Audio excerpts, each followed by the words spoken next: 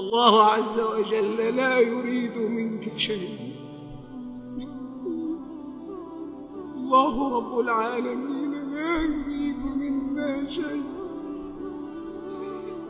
يريد أن يغفر لنا وبين لنا أسباب ذلك، يريد أن يرحمنا، ينزل إلى السماء الدنيا وهو سبحانه وتعالى جل شأنه وعظمت قدرته، ينزل إلى الدنيا يتودد إلى عباده الغافلين، إلى عباده العاصين.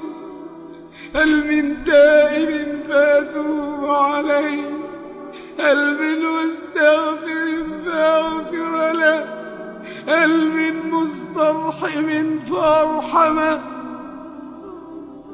ونحن في غفلة ونحن في سهو. ما هذا الخوف، ما هذا الهوان،